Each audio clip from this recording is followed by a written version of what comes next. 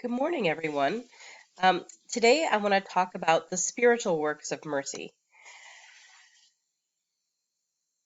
Mercy is a kindness or a help that is given to people who really need God's love. And Jesus tells us, be merciful just as your Father in heaven is merciful.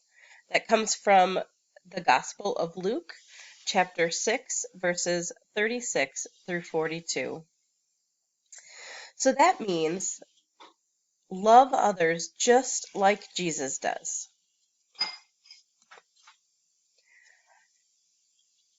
And our church tells us, the Catechism of the Catholic Church tells us that the works of mercy are charitable actions by which we come to the aid of our neighbor. Kindness or help that is given to people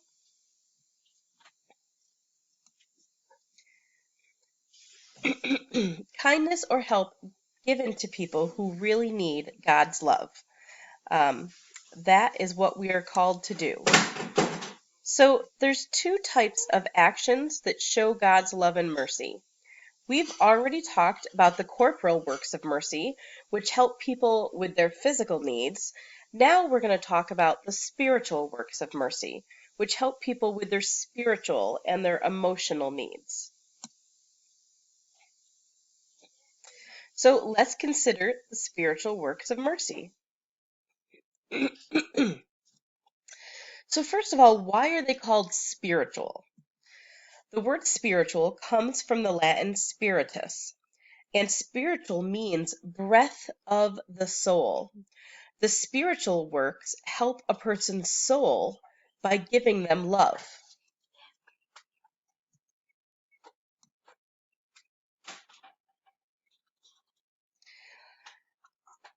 The spiritual works of mercy are 6 kind actions that help others with their spiritual and their emotional needs. So all of the spiritual works of mercy, the goal of them is to lead people back to God.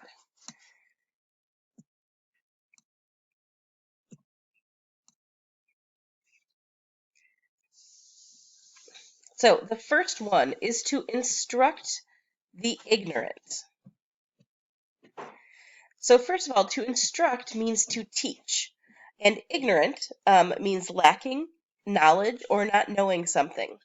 So to instruct the ignorant means to teach someone something that they do not know or understand.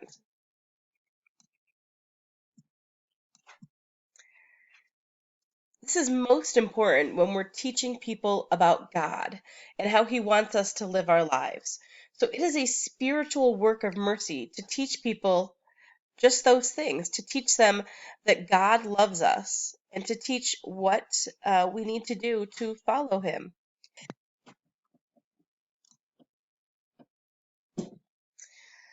So what I want you to do is think about, first of all, why do you think there are people who do know about God and how He wants us to live? I also want you to think about, is it hard or easy to teach people about God and why? I imagine that a lot of us feel like talking about our faith is something that comes naturally to us, but just as many people find that faith is something that's difficult to share. I hope that as you grow and develop in your faith more, that you'll feel that there are ways which you can share your faith with God, and it can be comforting to other people. Think about who taught you about God. Was it your parents, a Sunday school teacher, teachers at Immaculata or another school? Was it friends? I can tell you that my parents and my grandmother, I've talked about my grandmother a lot, certainly taught me a lot about faith and a lot about God. But my friends and I, when we were about your age and a little bit older, We used to have these sessions called that I used to joke about and called 2 o'clock logic. And during our 2 o'clock logic, we would kind of talk to each other about what our beliefs were, about God, about our faith. And I think that I continued to learn about God through my friends and through what they had told me. Think about, when do you have the opportunity to teach someone about God? And what are some things that you know about God that you can teach to others?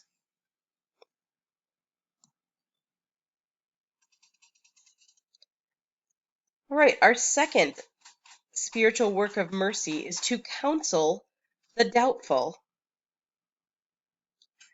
So, counsel means to give someone advice about something. Doubtful means to feel uncertain about something. So, if you are counseling the doubtful, you are trying to give them advice, help them through some uncertain times. So think about that. Sometimes people don't know what to do in a situation. So we can talk with them and we can help them to make a good decision.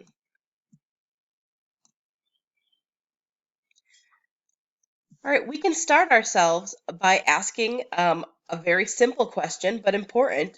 What would Jesus do? So if we're trying to help someone through a problem or through counseling, we ask ourselves, what would Jesus do? And another good thing to do is to pray about it. God, what would you have me say to this person? How can I help them? So, how do we know what Jesus would say or do in a certain situation? We can read our Bible and think about what Jesus does and says, and then how he treats others. The Ten Commandments are full of advice. The other thing that I think is very important, or the next one that I think, is to pray and ask God to help us know what the best thing to do is. We could also ask a priest or another adult that we trust to help us to see things as God does. I think that there's lots of people in your lives that you could go to for advice. And even in times like now, while we are social distancing, we're able to reach out to people. Mrs. Eason at school is only an email away. Myself, your other teachers at Immaculata, and of course your parents are right there in the house with you. So definitely you can reach out to people at any time and ask them for advice, ask them to help us see things as God does. All right, some questions to think about. When was the last time that someone asked you what they should do in a certain situation? I bet with your friends this might come up quite often. Oops, sorry about that. My PowerPoint isn't quite working, so I'm using this as a slideshow and it's a little glitchy. Also, think about this question. If your friend tells you that he's thinking about skipping school to go fishing, and he asks you, what do you think? What do you tell him and why?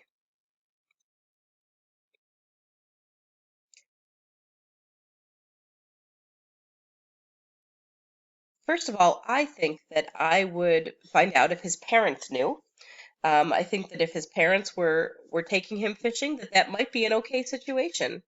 If he were sneaking out and not telling his parents or other people and really truly skipping school, then they might need some counsel about being a person of integrity, about being honest, about what would God have us do in this situation, which would not be to be sneaking out and skipping school. All right. The last one that we're going to go over for today is to admonish the sinner.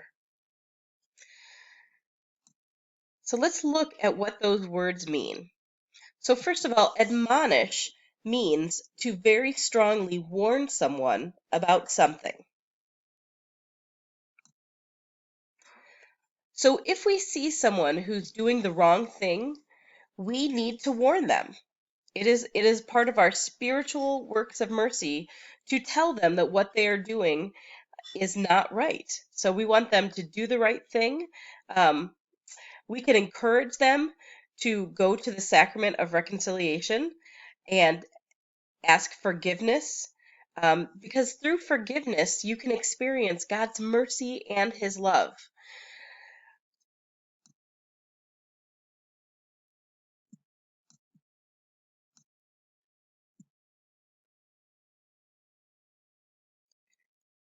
All right, and let's think about this. What are some things that you see people doing that are not according to the law of God in the Ten Commandments? I can think of quite a few things. Um, People's language does not always hold up to the standard that God would like it to. Sometimes people's behavior is also going away from God. Now, when you see this, is it easy or hard to tell someone that they're doing something wrong? I think that it can sometimes be difficult. And when we think about why we're coming to a person. We have to think about our own heart, and if we're coming to them to ask them to change their behavior for God or for other reasons. It can be difficult, but we want to try to come to it with as honest of a heart as possible. And we can think about what are some gentle ways that we can tell people that they need to change what they are doing, because we don't want to get right in someone's face and we don't want to yell at them. And this is not for this is mostly for how we deal with the people who are closest to us. We do want to make sure that the people close to us are following God and doing what God wants us to do. So I do want you to think about that. What are some gentle ways that we can tell people what they need to do to change what they are doing? And that might be something that I have us talk about a little more at another time, or it may be something that I have us write about in our journal. Right now, we don't have to do either, but do think about that.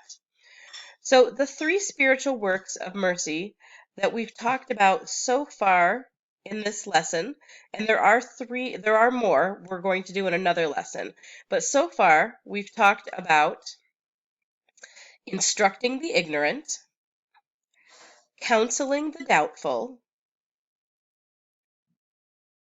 and admonishing the sinner. So, kind of go back over this in your mind and make sure that you know what each of those things mean. And I hope you guys have a great day. There will be a second part to this video that I will put up next week. Have a blessed day, everyone.